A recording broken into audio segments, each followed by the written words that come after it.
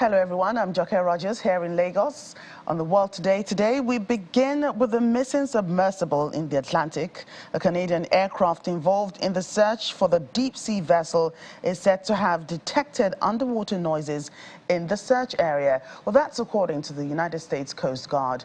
Earlier today it said in a tweet that as a result of the noises detected by the P-3 maritime surveillance aircraft, remotely operated vehicles were relocated in an attempt to explore the origin of the noises. It says so far remotely operated underwater vehicles have yielded negative results but are continuing to search. Additionally, the data from P-3 aircraft has been shared with U.S. Navy experts for further analysis, which will be considered in future search plans. There were no further details from the Coast Guard, but about the nature or extent of the sounds that were detected or how they were encountered. Well, as we continue to bring updates on the Titanic submersible, what we are learning from experts in this field is that the banging picked up by the rescue team in the ocean, which is full of sounds, is regular and may have been produced by a human source. Therefore, rescuers will be trying to pinpoint the location of the sounds using a series of buoys fitted with microphones in order to narrow down the search area. They would also need to deploy a remotely operated vehicle to locate the Titan using sonar and cameras.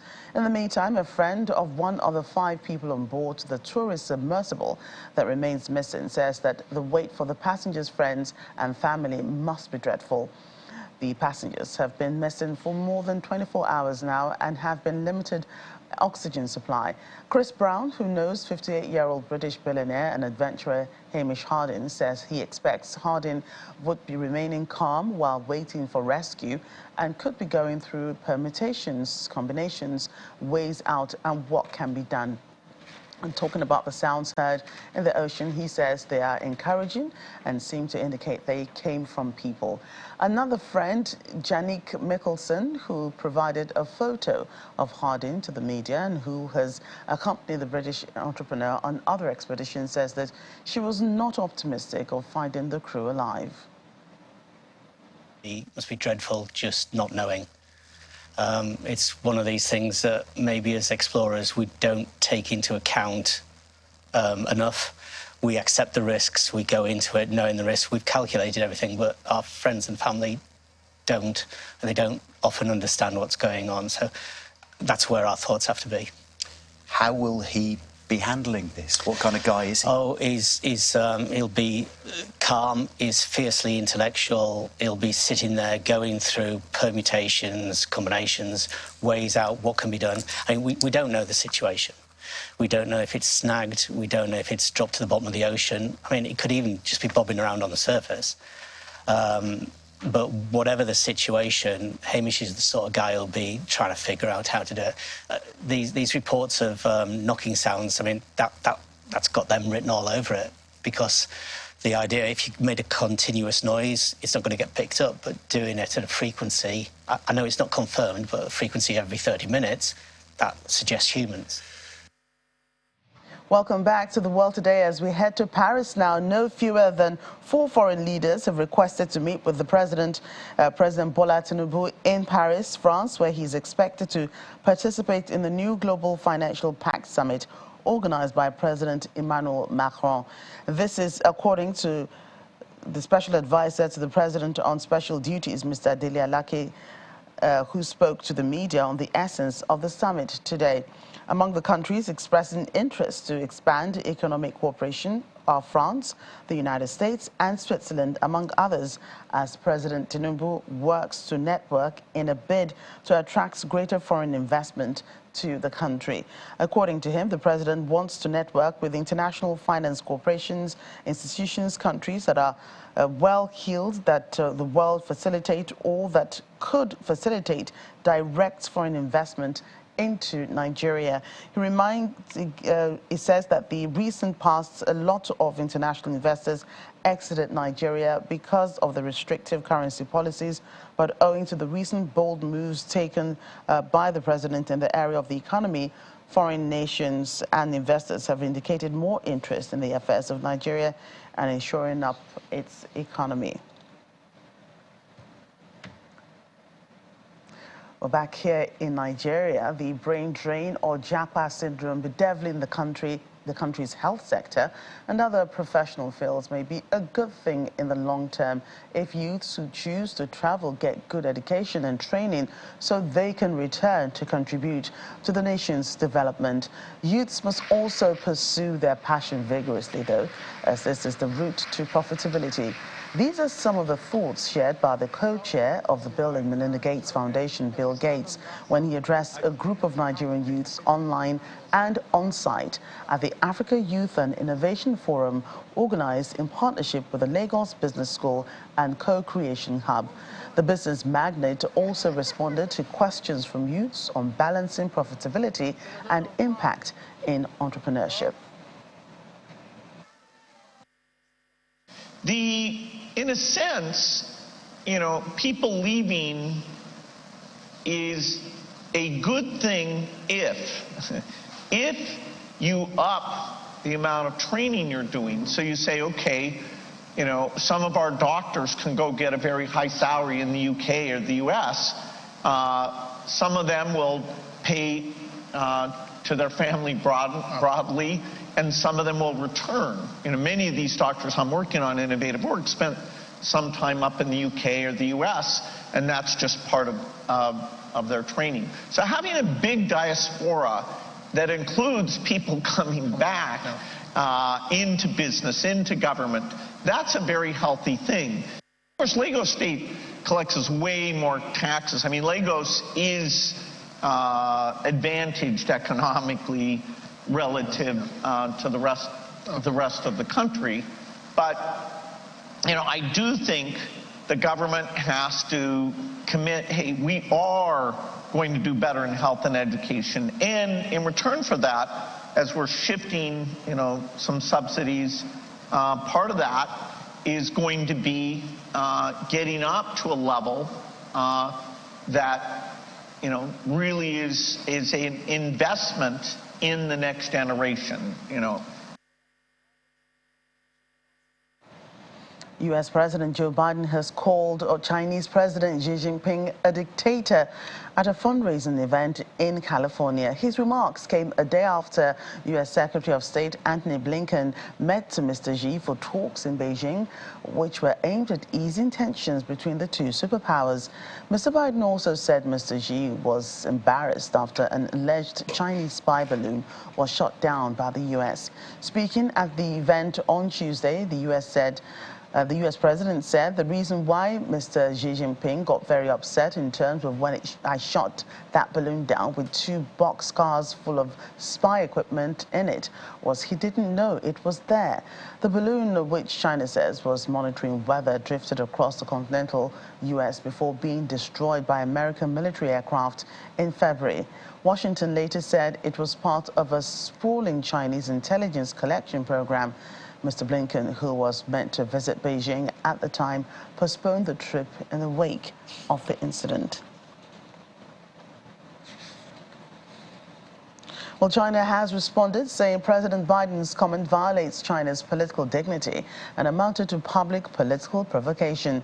A foreign ministry spokesperson says China expresses strong dissatisfaction and firm opposition and violates basic facts, diplomatic protocol, and China's political dignity.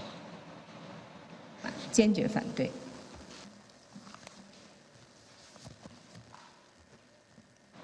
Well, Russia has also responded to President Biden's comments, saying it showed U.S. foreign policy is inconsistent and erratic. The Kremlin was quick to seize on Mr. Biden's remarks as a chance to criticize Washington while underlying its own close ties to Beijing.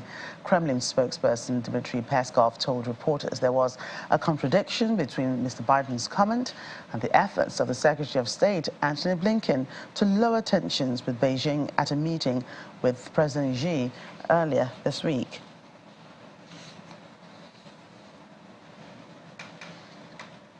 In the meantime, Beijing residents say President Biden's comments reflect America's arrogance.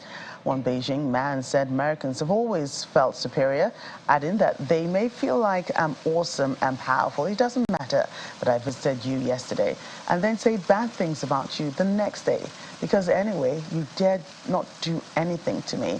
Another resident says the U.S. had always had double standards. What they say doesn't really matter.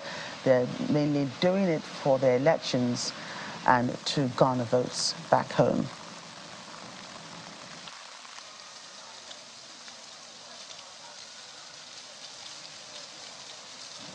Well, staying with the U.S. president, but concerning other issues, his son, Hunter Biden, is to plead guilty to federal charges, may resolve his legal troubles for now. But analysts say investigations surrounding his business dealings will remain a running theme for Republicans as the 2024 campaign cycle unfolds.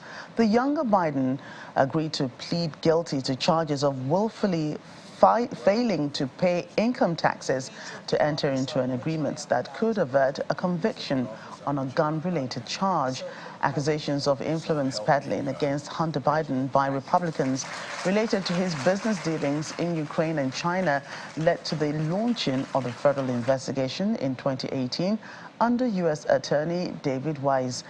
The probe followed former President Donald Trump's efforts to get Ukrainian officials to investigate the son of the man he saw as his likely 2020 presidential challenger. Those efforts, including a suspension of congressionally approved military aid for Ukraine, led to Trump's first impeachment.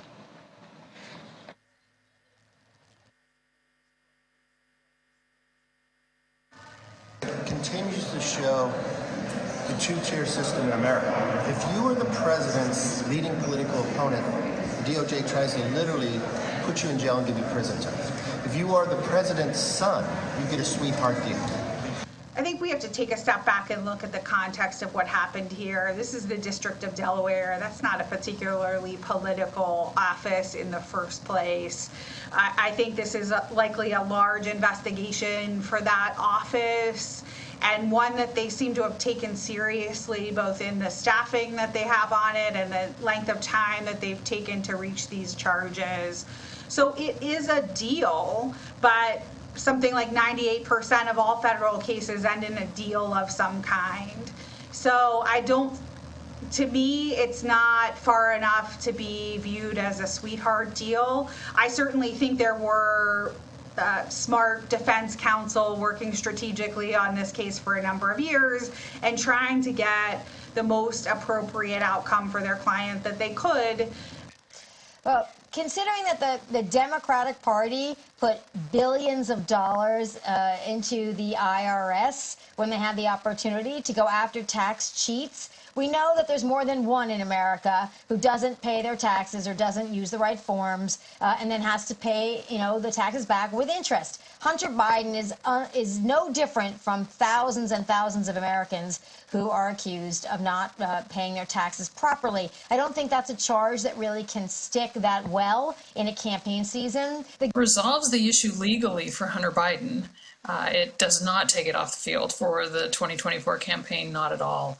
I think that, as we've already seen this morning, it just feeds into the current narrative out there, and it provides talking points for Republicans. Now, having said that, he's still under investigation by the House committee that's looking into his business dealings, and they have every right to investigate this. And quite frankly, I think it's an issue that a lot of Americans would like more answers on. I think people on both sides of the aisle would like a little bit more clarification on this. Welcome back to the program as we stay with issues in the U.S., particularly concerning the U.S.-China relations and, of course, the issues with President Biden's son.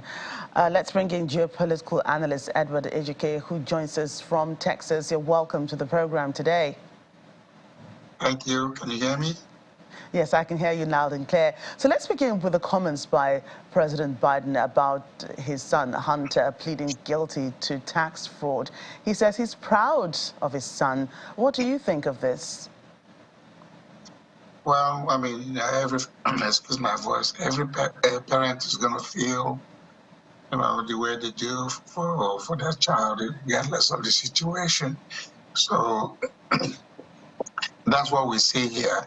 Hunter has been a sort of an embarrassment to the family. So with him pleading guilty now, the father is not going to say he's a disappointment. He's going to hang him. So that is what you see. He was in the Navy. He was kicked out for substance abuse. And then the tax fraud is a serious matter. He's likely to be facing 2 years in prison for that. And then for the gun possession, because as a drug addict or a user, he's not supposed to be possessing a gun, but he did.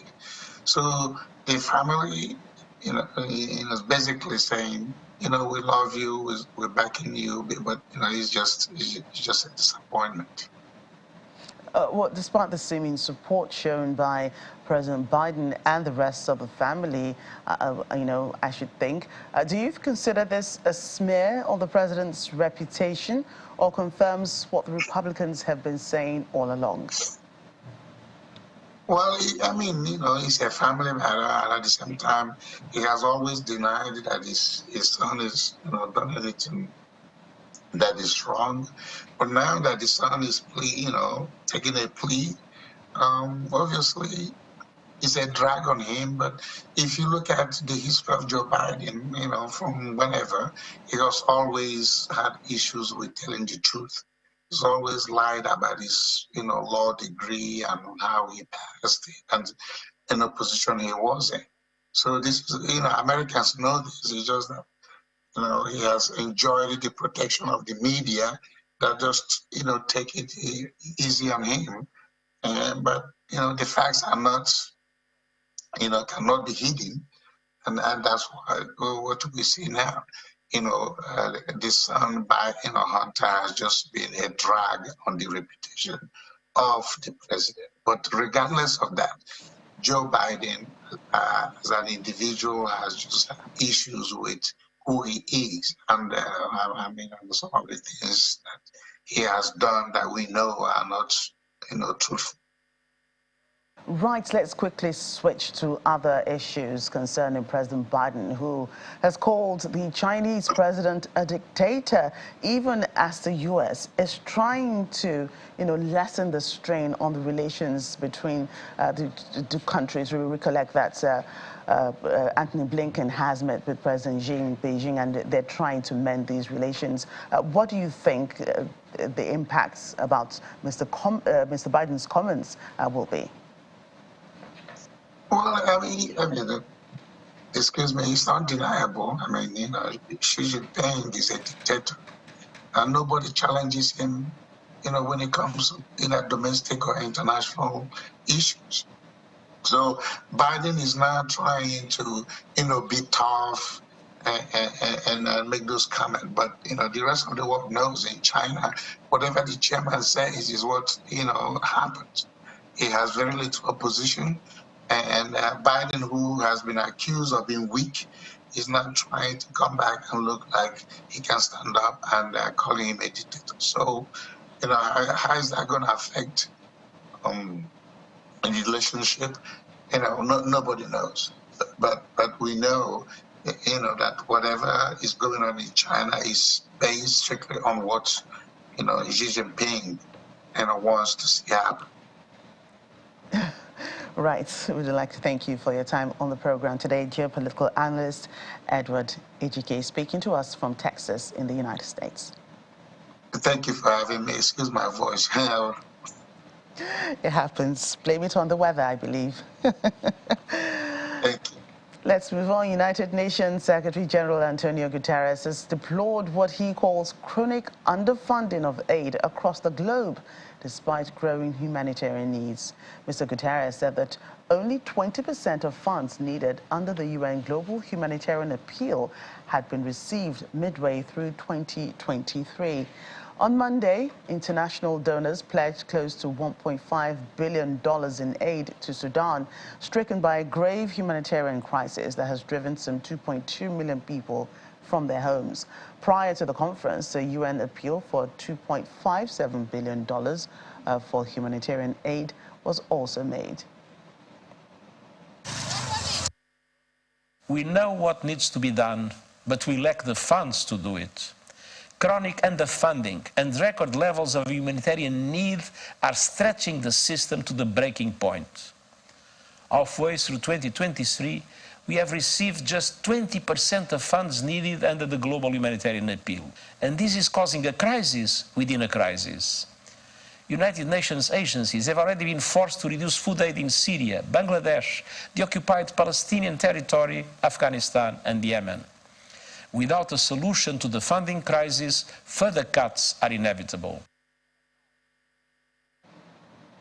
Mourners in Israel today attended the funeral of a 17-year-old Nachman Shmuel Murdoch, who was killed in a Palestinian shooting attack, along with 3 other Israelis near the Jewish settlement of Eli in the Israeli-occupied West Bank. Hundreds of Israelis attended the funeral, which was held in West Bank settlement of Shiloh. The militant Hamas group said the attack on Tuesday was a response to a raid by Israeli forces a day earlier in the flashpoint city of Jenin, and that the 2 gunmen were members of its armed wing. 4 other people were wounded when the gunmen opened fire at a roadside restaurant and a gas station by the Eli settlement, according to emergency services. The West Bank has seen a sharp increase in violence over the past 15 months, with stepped-up Israeli armed raids amid a spate of Palestinian street attacks and Israeli settler aggression. And Paris police on Tuesday cleared a migrant occupation of a central Paris square in front of a museum. Some 450 migrants put up tents on the square on Tuesday night in an effort to demand housing by the state before being dispersed by police late into the night. Footage filmed by volunteers helping the migrants showed the evacuation turning tense, with officers dragging migrants and other people who were on the square in support of the migrants. In the European Union, perilous sea crossings, often on crowded, flimsy boats, have led to a terrible toll of drownings, as well as a big increase in migrant arrivals in Italy this year, causing political ructions in the bloc.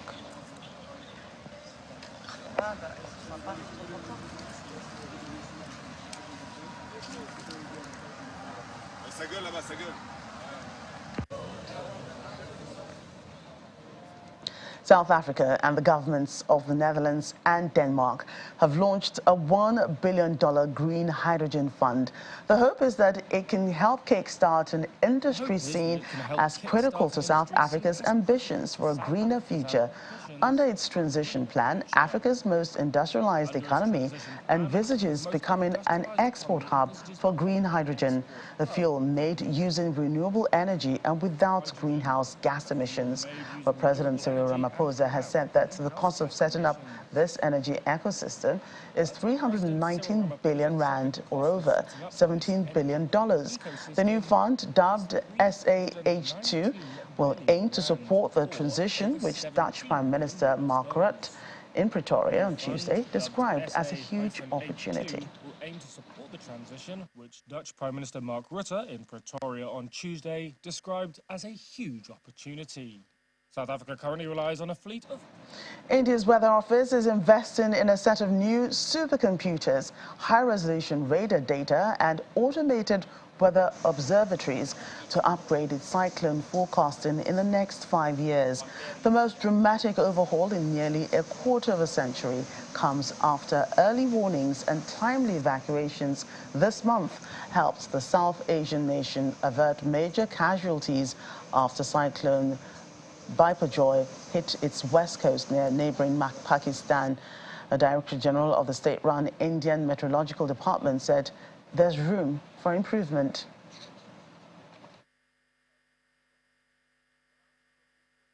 This system, Dynamic Composite Risk Atlas, can identify the areas in a village level which will be inundated. It has the capacity to identify the types of houses which will be affected by this wind, what we predicted 115 to 125 kmph. It has the facility to find out what will be the saline inundation in which areas. So that we have done. Again here, the resolution can improve. And by that way, the understanding, simulation can also improve, and there can be 20% improvement in impact-based forecast. The need is that we have to minimize further the loss of properties. So for that purpose, the impact-based forecast which we have started, that has to be improved further. Even in 1990s, we had the deaths of 10,000 and more due to the cyclones hitting Indian coast. Be it 1991 Machilipatnam cyclone or 1999 Odisha super cyclone. But if you consider the recent 10 years, you will find that there is no such cyclone which has hit Indian coast where the number of deaths has been more than 100. China is expected to see over 100 million tourists during the upcoming Dragon Boat Festival, surpassing the level in the same period of 2019. The three-day festival, starting on Thursday, is expected to see many people opt for short-distance travel as their primary choice. Many scenic spots across China have made early preparations to welcome the influx of tourists with thoughtful service and standardized management.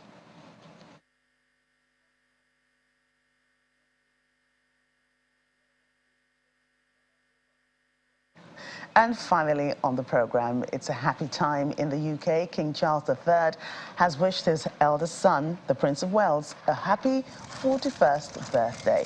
The monarch shared a sweet photograph of himself and Prince William on Twitter and wrote, wishing the Prince of Wales a very happy birthday today. The picture shows the pair laughing with one another as a younger royal helps his father pin a cloak. This year marks William's first birthday as the Prince of Wales, as he was given the title last September following the death of his grandmother, Queen Elizabeth II. The title was previously held by Charles, who appointed it to William after he ascended the throne.